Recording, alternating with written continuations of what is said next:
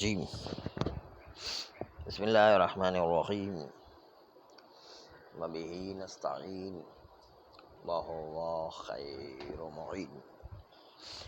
ماتریدی عقل کو زیادہ اہمیت دیتے ہیں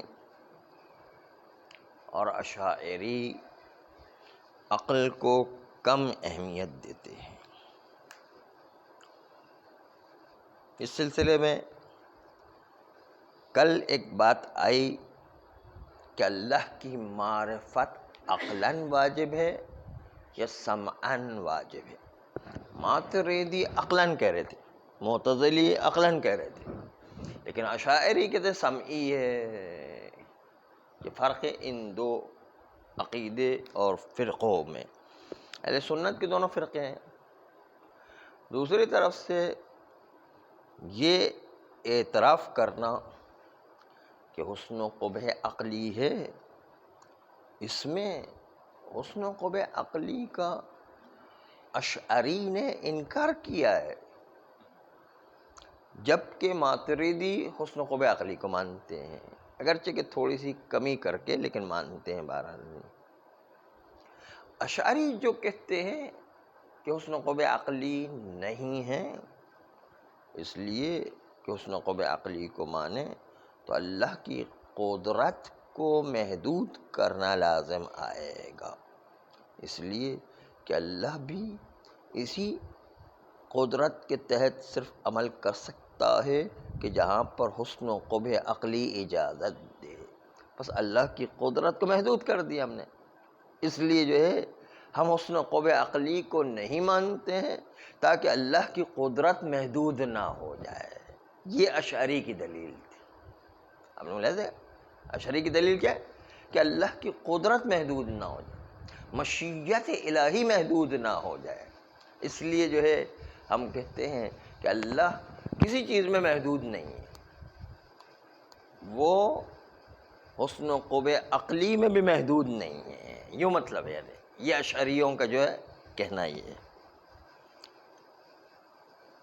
لیکن اس کے مقابل میں ماتریدی جو ہے وہ حسن و قبح عقلی کے قائل ہے، لیکن تھوڑا سا معنی تبدیل کر دیتے ہیں حسن و قبح عقلی کا۔ وہ حسن و قبح عقلی کو مانتے ہیں، ان تھوڑے سے معنی میں تبدیلی کر دی۔ وہ کہتے ہیں کہ حسن و قبح عقلی کا مطلب، عقل حسن کا مطلب یہ بتاتی ہے کہ یہ کام اچھا ہے اور اس پر استحقاق ثواب ہے، عقل یہ بتاتی ہے۔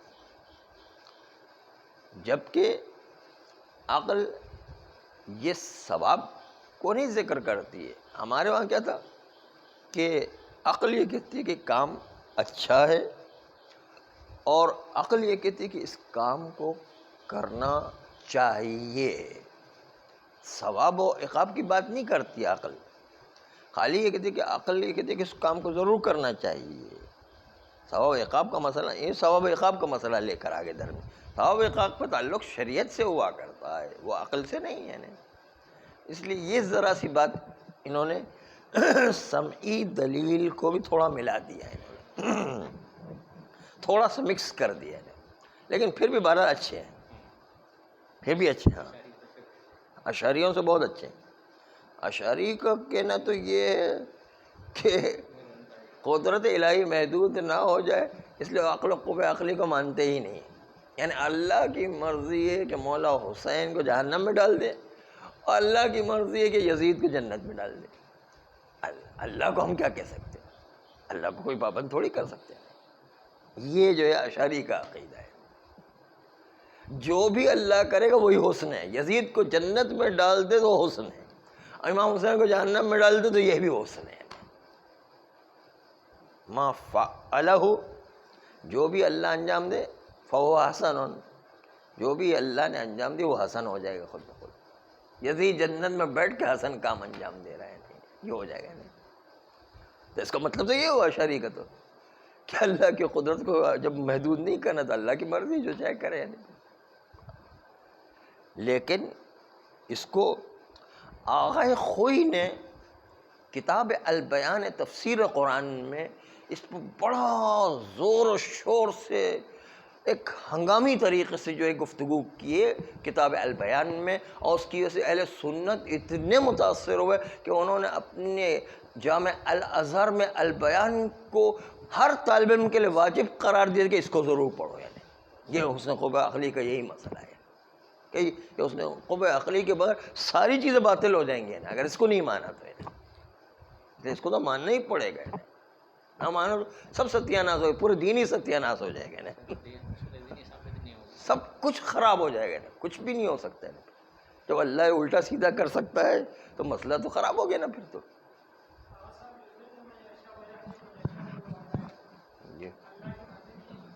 مرضی ہے، لیکن مرضی اس نے جو ہے مرضی اپنی مرضی سے ہی اللہ نے عدالت کو اپنے لیے لازم قرار دیا ہے. ہاں، اس کا مطلب یہ کہ اللہ نے وسائل جتنے بھی فراہم کیے ہیں، ہدایت کے وسائل بھی اللہ کی طرف سے، گمراہی کے وسائل بھی اللہ کی طرف سے. لیکن اب جو چاہے ہدایت کا راستہ اختیار کرے، جو چاہے برائی کا راستہ اختیار کرے. جی، برائی کے راستے بھی اللہ کی طرف. اللہ یزید کو قدرت کس نے دی تھی؟ قدرت بھی اللہ نے دی.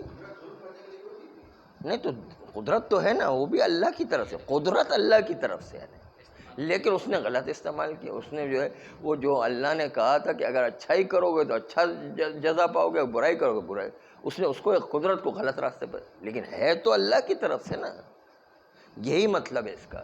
یہدی بہ کثیرا یضل بہ کثیرا، یعنی ہے سب کچھ اللہ کی طرف سے. حتیٰ برائی کی طاقت بھی اللہ کی طرف سے ہے. لیکن اللہ نے بتا دیا کہ میں طاقت تمہیں دے رہا ہوں، اس طاقت کو تمہاری مرضی جس میں بھی استعمال کرو، تمہیں ابھی فی الحال اختیار دیا ہے.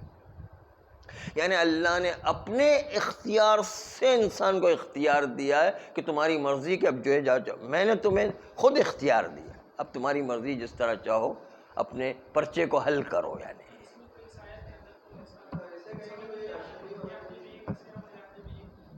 ہاں ہاں ہاں، اس میں کیا اختیار کا لفظ، اس کو اسی لیے تو ہر آیت کو سمجھنا ہر آدمی کے کام بس کی بات نہیں ہے. ہر آدمی اپنی مرضی سے چلائے گا تو سارا نظام درہم برہم ہو جائے گا. ایک سسٹم سے چلتا ہے سارا.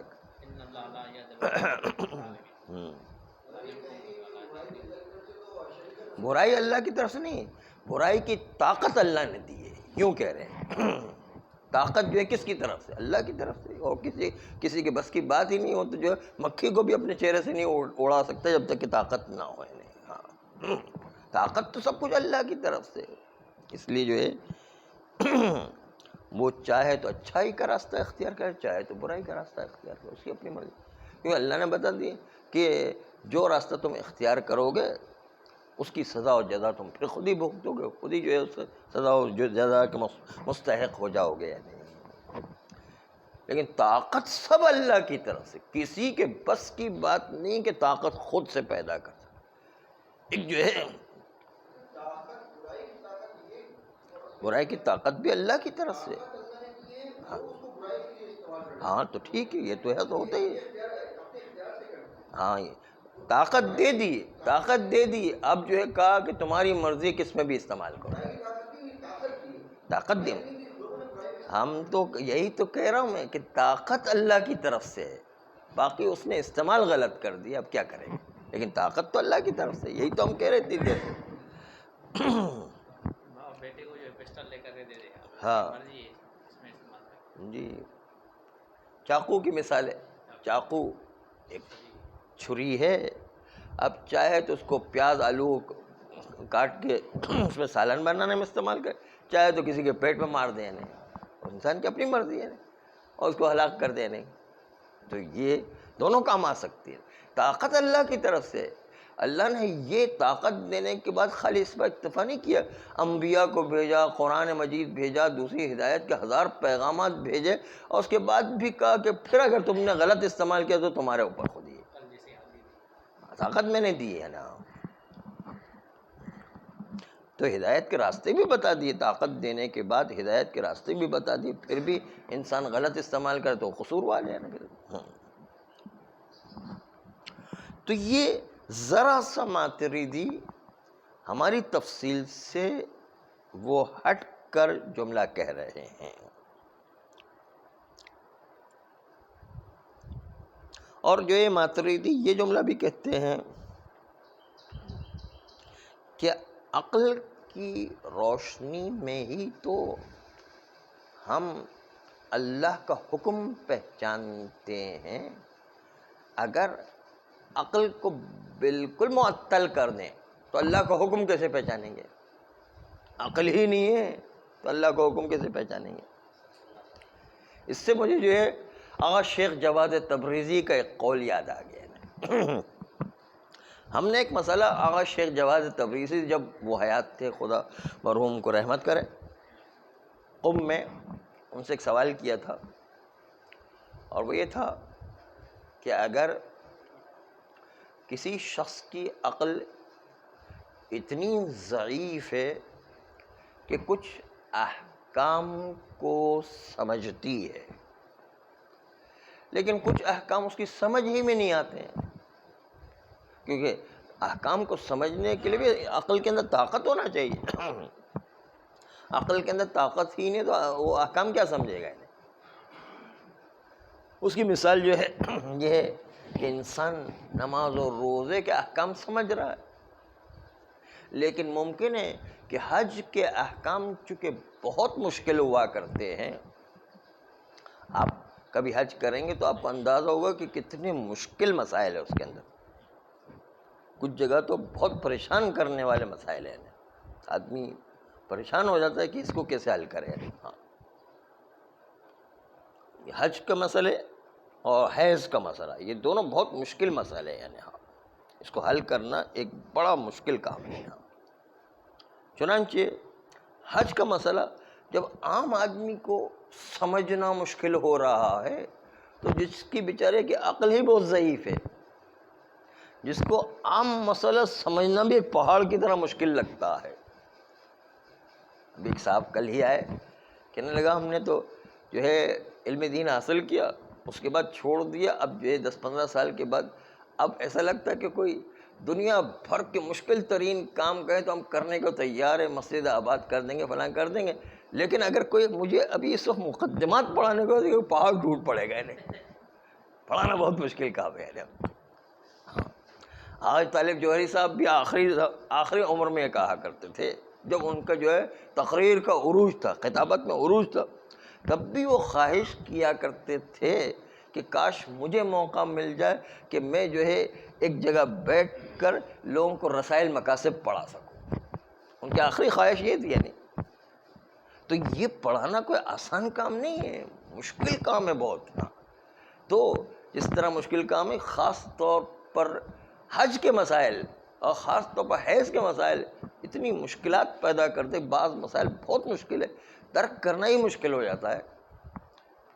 تو اس لیے جب عام عقل کے لیے سمجھنا مشکل ہوتا ہے تو جو کمزور عقل والا ہوگا،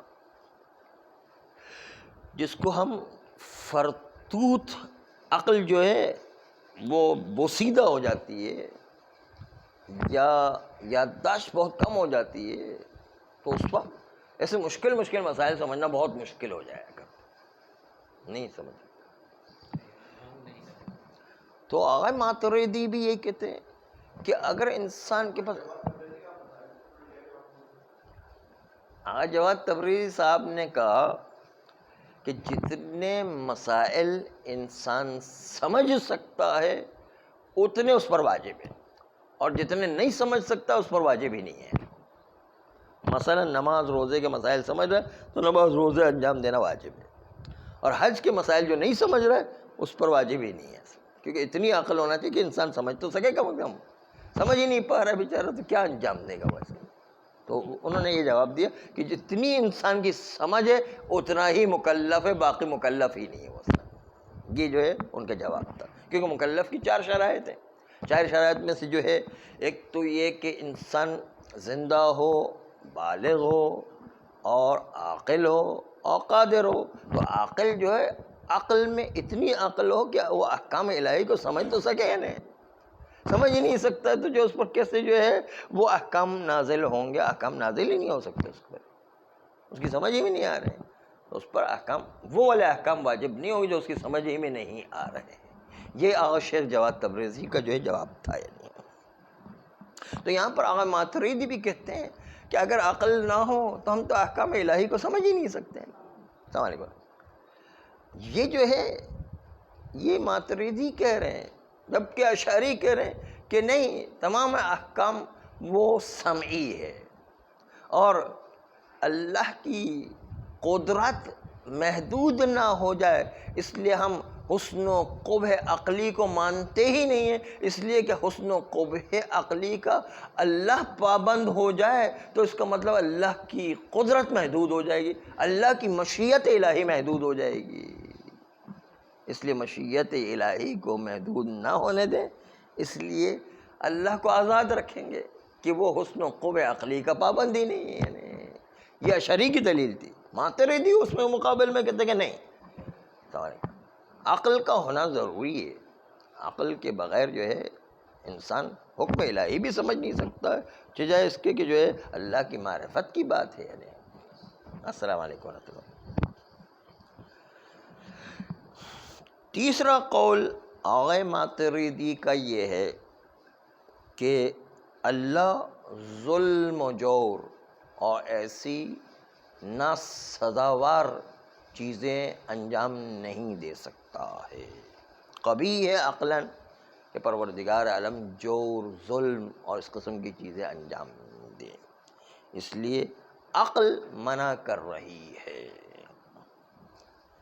بس اس لیے مثال بھی انہوں نے یہی دی ہے کہ جائز نہیں اللہ پر ہی کہ مطیع شخص کو عذاب کرے اور کافر کو معاف کر دے.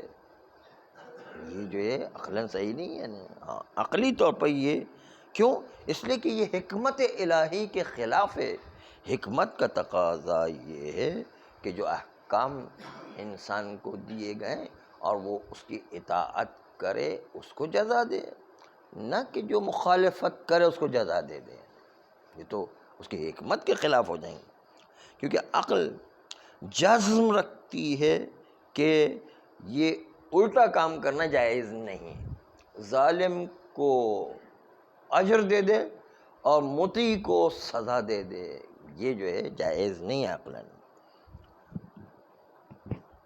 اسی روشنی میں آغا ماتریدی اعتراف کرتے ہیں کہ چند وہ چیزیں جو حسن قبح عقلی میں مہم ہیں ان کا اعتراف کریں. نمبر 1، عقل مستقلاً مدح و ذم بعض افعال میں سمجھ سکتی ہے. ثانیاً، عقل یہ درک کرتی ہے مستقلاً کہ اللہ سبحانہ عادل ہے، بس اس پر مطیع کو عذاب کرنا جائز نہیں ہے. ہاں البتہ ایک جگہ جا کر ان کے پیر لڑکھڑا گئے. حسن و قبح عقلی کے مسئلے میں ایک جگہ ان کا پیر جو ہے تھوڑا سا پھسل گیا ہے، اور وہ کہتے ہیں کہ شیخ ماتریدی انکار کرتے ہیں کہ حسن قبح عقلی واجب ہو. اس واجب ہونے کو ہم نہیں مانتے، وجوب کے اندر انکار کر رہے ہیں. کہتے ہیں کہ انکر الشیخ ایجاب العقل للحسن والقبح. عقلی طور پر حسن و قبح کو وجوب قرار دینا، اس کا انکار کیا شیخ نے. آئیے، یہ تو دو مسئلے ہو گئے. کل معرفت پروردگار کی بات تھی، آج حسن و قبح عقلی کے اعتراف کی بات تھی. وجوب سے مطلب اس پر عمل کرنا لازمی ہے. نہیں، شرعی عقل کہتی کہ واجب ہے کہ آپ انجام دو. یعنی جب حسن ہے تو انجام دو اس کو. ہاں خالی جان لینا کافی نہیں. عقل کہتے کہ واجب بھی عمل انجام بھی دو. یعنی ہاں خالی جان لینے سے کیا ہوتا ہے, عمل بھی دو اس کو. عقل نے درک کیا کہ ظلم بری چیز ہے, تو عقل یہ بھی حکم دیتی کہ ظلم سے بچو بھی, واجب ہے کہ ظلم سے بچو. یہ نہیں مانتے, خالی درک کرنے کو کہتے ہیں لیکن عمل کرنے کو نہیں مانتے. یعنی یہ اب تیسرے مرحلے میں جا رہے ہیں. حسن و بیسک آپ کو پتا ہے کہ اشعری عقل کو نہیں مان رہے, اور ماتریدی اور معتزلی عقل کو مان رہے ہیں. اس میں جو اشعری ہیں وہ سمعی دلیلوں پر جمع اور جمود اختیار کر دیا, وہ عقل کو چھوڑ دیتے ہیں. جبکہ ماتریدی اور معتزلی عقل کی دلیلوں کو مان رہے ہیں, لیکن تھوڑی تھوڑی کمی ہو گئی ہے ان میں بھی. بہرحال اہل بیت سے جو بھی تمسک نہیں کرے گا ان میں کچھ نہ کچھ لغزش ضرور آئے گی, کیونکہ جو حقیقی خدا کے نمائندے اس کو چھوڑ دیا جائے تو یقیناً کہیں نہ کہیں لغزش تو آئے گی. انسان کی عقل کامل نہیں ہے, کہیں نہ کہیں لغزش آنا ہی ہے, یہ ہوگا. اہل بیت کے دروازے کو چھوڑنے کا یہ سب سے بڑا نقصان ہے کہ انسان گمراہی کے راستے پر ضرور چلا جاتا ہے. ہاں بس وہ چھوڑ دینے پر گمراہی آئے گی ظاہر خود میں. ہاں چھوڑ دینا تو گمراہی, لیکن ساتھ ساتھ اس کا راستہ بھی غلط ہو جائے گا خود بخود, وہ صحیح راستہ حاصل نہیں کر سکتا کبھی بھی.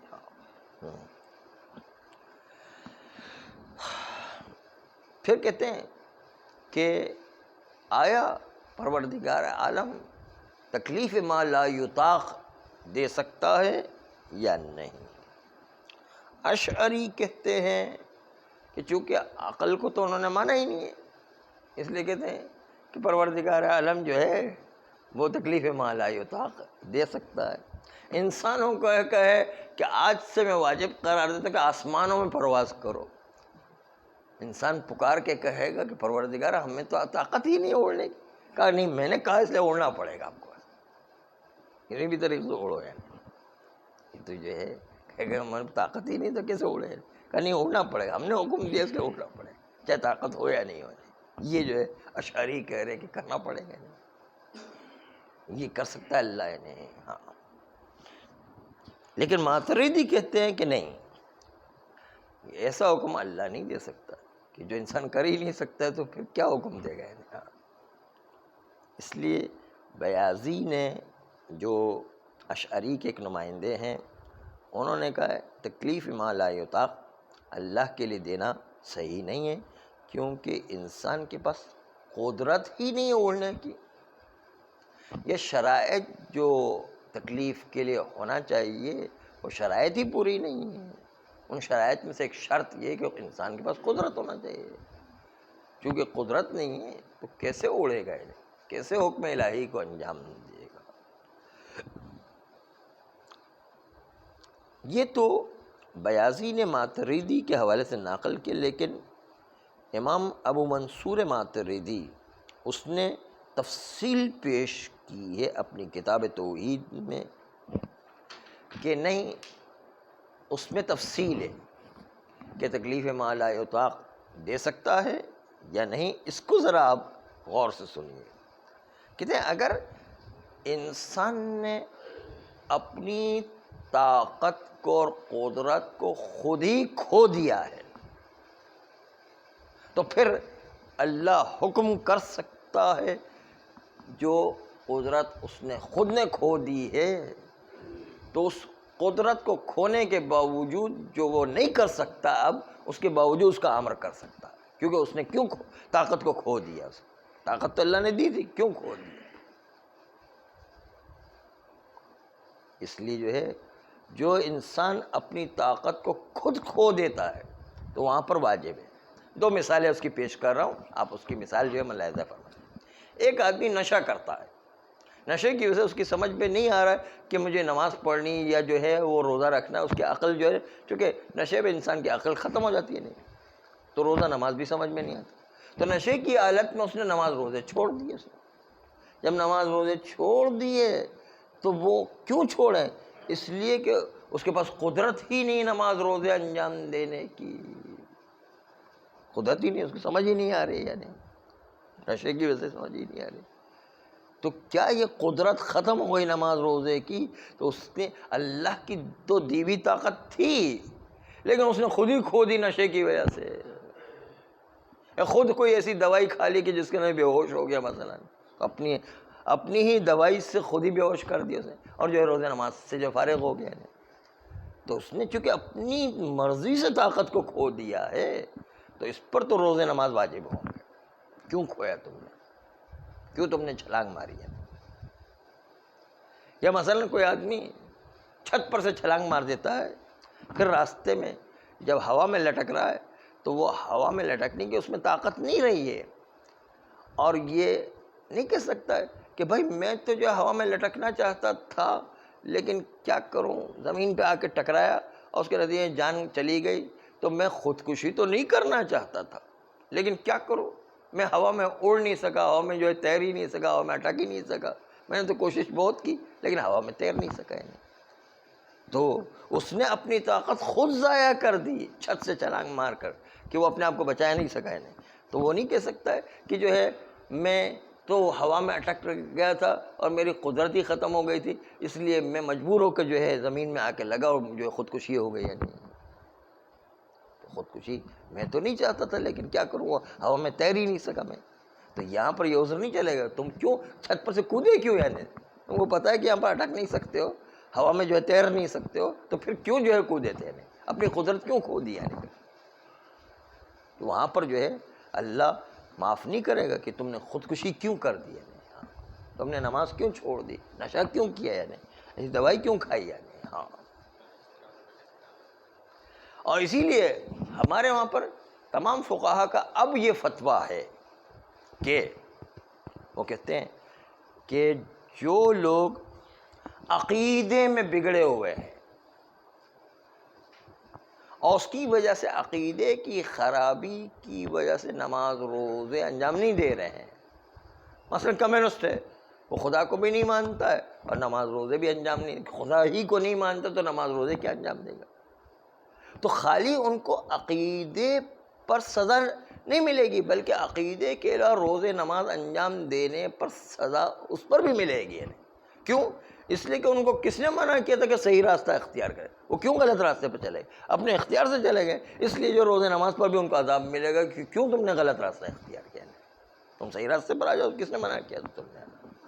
تو اسی لیے ہمارے وہاں عقیدہ یہ کہ جس طرح گمراہ لوگ ان کو عقیدے پر سزا ملے گی، ان کو نماز روزے پر فروعات پر بھی سزا ملے گی، کیونکہ اس نے اپنی مرضی سے خود غلط راستہ اختیار کر لیا ہے۔ تو یہ 2-3-4 مثالیں تھیں جو آپ کے سامنے پیش۔ تو آغا ماتریدی یہ کہتے ہیں، ہاں،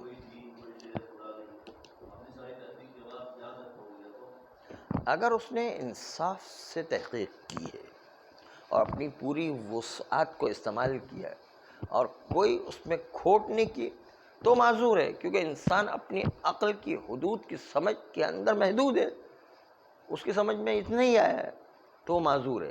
پھر روز قیامت مقام اعراف میں دوبارہ امتحان ہوگا، اس کا دوبارہ امتحان وہاں پر ہوگا، اس کو ڈائریکٹ جہنم میں نہیں ڈالا جائے گا، ہاں دوبارہ پیپر دینا پڑے گا وہاں پر۔ نہیں آسان نہیں، وہاں پر بھی پھر بھی بہرحال وہاں پر ایک امتحان ایسا اللہ لے گا کہ اس کی آزمائش ہو جائے بہرحال۔ تو